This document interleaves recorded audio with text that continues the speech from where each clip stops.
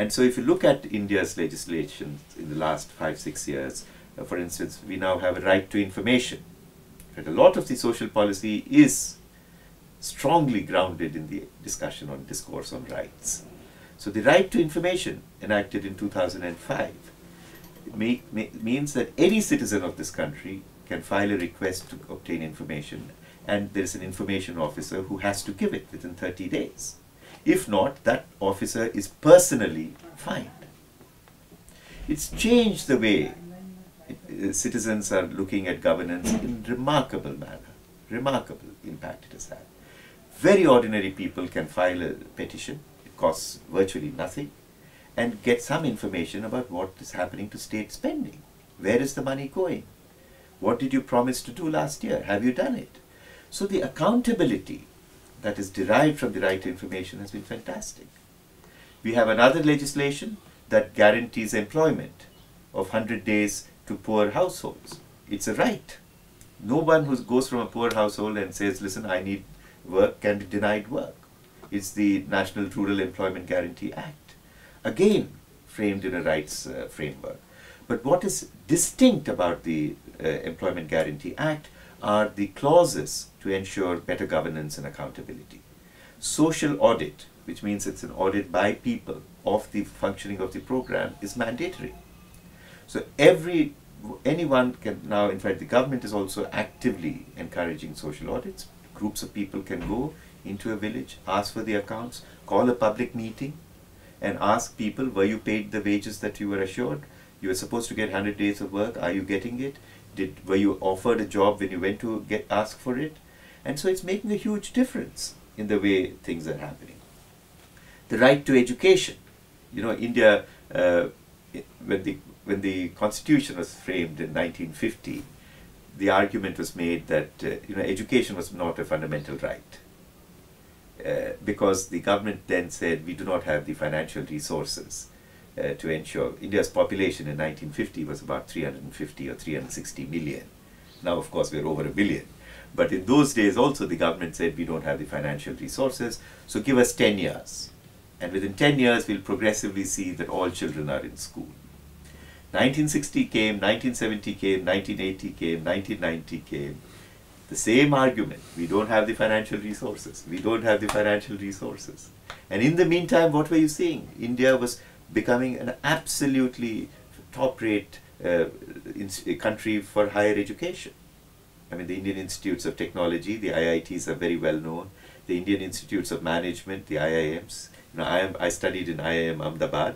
They were fantastic institutions. They put out the best managers who are now all over the world doing exceptionally well. So when you look at these kinds of higher institutions, India did very well. But the neglect of basic education and schooling was unforgivable. And it took the civil society movement, the right to education movement, years of pushing and pushing and pushing until it was made a fundamental right in the middle of 2003. What was the argument even then?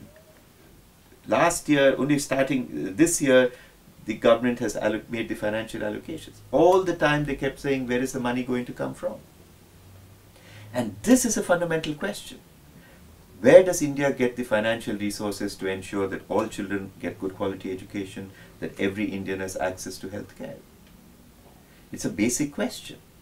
And many times in these policy meetings that I'm sitting on, I'm on several of these government committees and councils.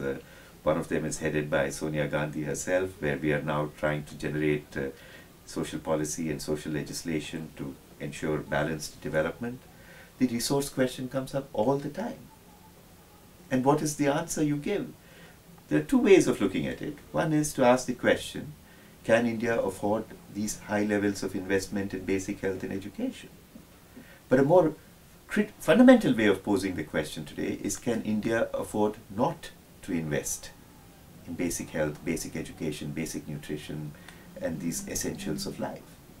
Because a lot of the problems that you see in India today are rooted in this basic neglect of the essentials of life. So the question has to be asked, can India afford not to invest? Then how do you answer the question, where will the money come from? Now, Prime Minister Manmohan Singh is one of the most eminent economists. He has been the finance minister. He has been the governor of the Central Bank of India. He's now the Prime Minister of this country. I mean, if he does not know where the resources can come from as an economist, none of us can answer that question. But fundamentally, what is behind the question? That it is not a question of money. It is a question of political priorities. For a country like India, investing in health, investing in education, investing in the social sectors is a political question. And it has to be debated in Parliament. And so why hasn't India given priority to these is a matter of political commitment. And so the resource question is, again, like I was saying, it has got an economic dimension, which is a very simple technical dimension. You have or you don't have money, and there are 100 ways of mobilizing resources, which our Prime Minister very well knows. And many eminent economists in India will tell you 10 ways of 100 ways of raising the money. But is the political commitment there to say that this is the priority for this country? That the sustenance of economic growth, that the desire of India to become a prominent player in the world tomorrow will depend how well we address these basic deprivations in the lives of millions of Indians. The comparison with China is always important and interesting, but the comparison is always on the economic growth rate. Is China growing? India is growing at 8.6. Is China more or less? And can India catch up with China in terms of economic growth rates? I feel that is a very futile race. In terms of per capita income, China's per capita income is 3 times that of India's. So in terms of per capita income, we are never going to be catching up with China so quickly. But can we match China in terms of what the old Chinese system achieved in terms of health, education? They have universal schooling. Almost every Chinese, all Chinese men and women and children read and write. According to the last census, 300 million Indians could not read and write, of which 200 million were women. The infant mortality rate is half of that reported by India. India has a child malnutrition rate of 45%. That's twice the levels of children in sub-Saharan Africa. Sub-Saharan Africa reports a undernutrition rate of 20 to 30%. If you look at Indian states, we're reporting 20 to 60%. The average is 45% of children under 5 are underweight. So why is this happening? Is it because India doesn't have resources? Is it a shortage of food? No. If you look at the per capita income of many African countries and look at the per capita income of India and the growth record, India is much better.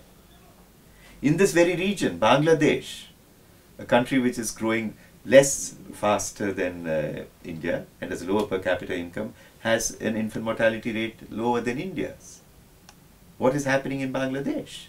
It's a poor country, but their living conditions seem to be, at least in terms of girls' education, in terms of nutrition, in terms of infant mortality, it's doing better than India. So this constant question, and that is what is the power of the MDGs. We started with the MDGs. You have to constantly go after this question. And the point you started by asking, why don't we look at these issues together? What is the role of the media? How do you communicate the importance of these other sectors, not just focus on growth, but bring that linkage of growth to an expansion of opportunities and an assurance of human rights, improvements in human security, improvements in standards of living. Why is that gap not there? And so I think the fundamental discourse today in development, I was involved in the human development reports from 1990 to 2000, and I continue to work in this area of human development. The fundamental question is, how do we strengthen the public dialogue and the public discourse in countries like India, in other countries that are enjoying economic progress, to say what are the missing linkages between economic prosperity and definite improvements in the lives of people. Now, I also teach at the Indian School of Business in Hyderabad, and there are about 560 of the brightest young business school students there. And the course I teach is on government, society and business. And I must tell you that they're very bright students, but they are never engaged. They are now for this. It's a one-year program. It's in the top 20 schools in the Financial Times global ranking and so on. It's done very well in the last 10 years. By the time they graduate, education will ensure that they're fantastic in financial management, marketing, and investment banking, and whatnot. But the dialogue over there on the kinds of issues that I'm talking about was non-existent.